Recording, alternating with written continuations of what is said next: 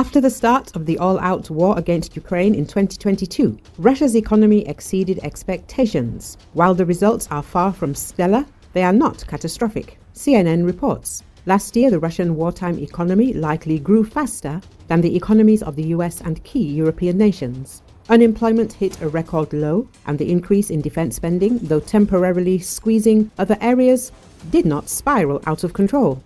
Elina Ribakova, a senior fellow at the Peterson Institute for International Economics, notes that these figures send a dual message to the Russian public. We're still standing. To Ukraine's allies, we can outlast you. We can outlast you. However, experts caution that this image of economic resilience is an illusion. The Kremlin carefully maintains the facade of a stable economy to influence its adversaries. As the war approaches its third anniversary, this mask is beginning to slip. Some analysts describe the situation as an economy on steroids. While the growth may appear rapid, it is artificial and unsustainable. Steroids is a good one, but it still produces some muscle. I wouldn't call this muscle, it's more like running around on cocaine, said Ribakova. The Kremlin also employs a strategy of reflexive control to shape the adversary's perceptions. For instance, Moscow has tried to convince the West that its economic strength can fund the war for years, nudging Ukraine's allies toward compromises that align with Kremlin goals. Alexandra Prokopenko, a fellow at the Carnegie Russia-Eurasia Center, argues that economic growth and low unemployment have become key points in Putin's rhetoric. However, the reality is far less optimistic. Craig Kennedy, an associate at the Davis Center for Russian and Eurasian Studies at Harvard University, says the Kremlin hides the true cost of the war through shadow financing mechanisms. His research reveals that the government compelled banks to issue subsidized loans to companies linked to military contracts. From mid-2022 to the end of 2024, private lending grew by 71%, equivalent to 19.4% of Russia's GDP. Around 60% of these loans, up to $249 billion, supported military enterprises. This scheme risks triggering a financial crisis as a wave of toxic debt accumulates, potentially collapsing the banking system when war-related companies begin defaulting. Even without a credit crisis, Russia faces significant economic challenges. The IMF forecasts GDP growth to slow to 1.4% in 2025, following a 3.8% rise in 2024. Inflation has already reached 9.5% in 2024, up from 7.4% in 2023. Some supermarkets have even locked basic goods in cabinets to combat rising theft. Labor market issues are also creating strain.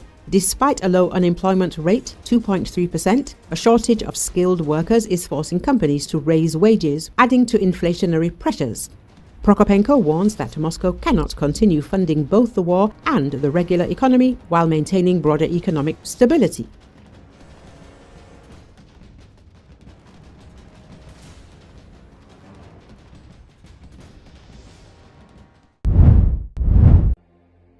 The China Coast Guard has expelled 2 Philippine vessels for unlawfully intruding into waters near Taishan-Jiao of China's Nansha Chuandao. According to Associated Press, the vessels, which attempted to illegally land on the reef and collect sand samples on Friday, have been warned and driven away, according to CCG spokesperson Lu Dejuan on Saturday.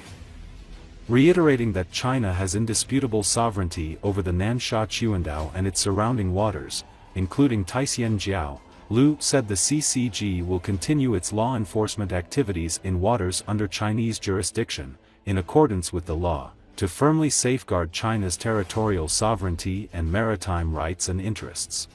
第二艘舰艇正从中国海警412东6前舰首高速横穿。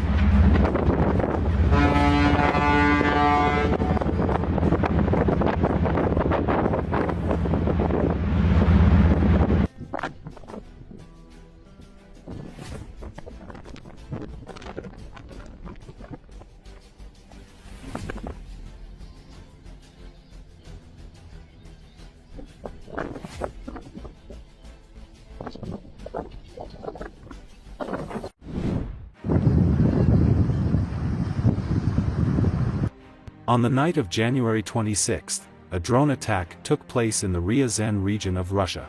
Local Telegram channels reported this. Ukrainian-owned kamikaze drones targeted an oil refinery. Local residents say at least 10 explosions occurred in the area. A fire broke out in the plant after the attack. There are no reports of casualties. Local authorities say that the air defense system was activated and the drones were shot down. It should be noted that on January 24th, a drone attack took place on the oil refinery. As a result, an explosion and a fire occurred. Сейчас самое интересное будет. И там тоже что-то самое горит. Туда воздуха нераспределенные. Да. Я назад пойми, когда у меня машину заводил, ебался за дыры сейчас. Какой пиздец. Там все полыхает. Вон там вообще горит огонь. Сирена работает, орет. Просто. Все вон летят. Куда летят? Знаешь, что там где работает? Сейчас тоже все полы. Ой-ой-ой, ты глянь, что там есть.